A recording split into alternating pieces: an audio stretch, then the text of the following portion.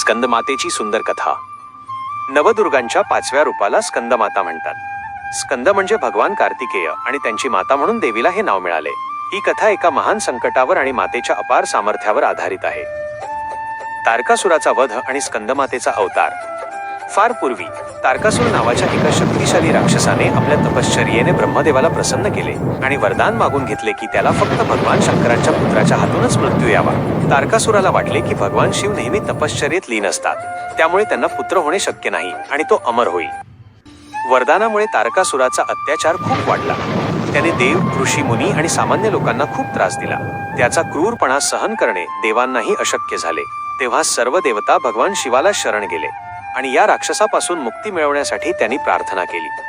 देवतांच्या प्रार्थनेमुळे आणि जगाला तारकासुराच्या संकटातून वाचवण्यासाठी भगवान शिव आणि माता पार्वती, ज्यांनी अनेक कठोर तपश्चर्या करून शिवाला पती म्हणून प्राप्त केले होते, यांच्या ऊर्जेतून कुमार कार्तिकेय स्कंद यांचा जन्म झाला। कार्तिकेय लहान असले तरी त्यांना तारकासुराचा वध करण्याची दैवी जबाबदारी पार पाडायची होती।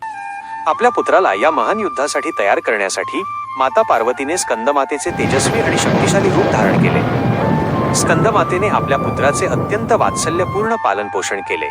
त्याचबरोबर तिने त्याला सर्व प्रकारच्या विद्या, शस्त्रविद्या आणि युद्धाचे कौशल्य शिकवली। स्कंदमाता ही केवळ जन्म देणारी माता नव्हती, तर ती आपल्या पुत्राची पहिली गुरु आणि शक्ती होती।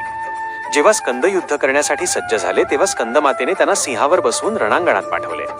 देवीच्या आशीर्वादाने आणि शिकवणीने परिपूर्ण असलेल्या कार्तिकेयांनी स्कंदांनी देवांच्या सेनेचे नेतृत्व केले आणि भयंकर युद्धात तारकासुराचा वध करून देवांना विजय मिळवून दिला। या प्रकारे माता पार्वतीने स्कंदमातेच्या रूपात मातृत्वाचे, गुरुत्वाचे आणि शक्तीचे अनोखे मिश्रण दाखवून दिले।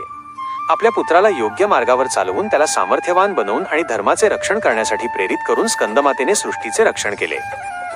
अशा प्रकारे स्कंदमाता आपल्या भक्तांवरही आपल्या मुलांसारखेच प्रेम आणि वात्सल्य वर्षावते। तिच्या कृपेने भक्तांचे अज्ञान दूर होते आणि त्यांना ज्ञान व मोक्ष प्राप्त होतो।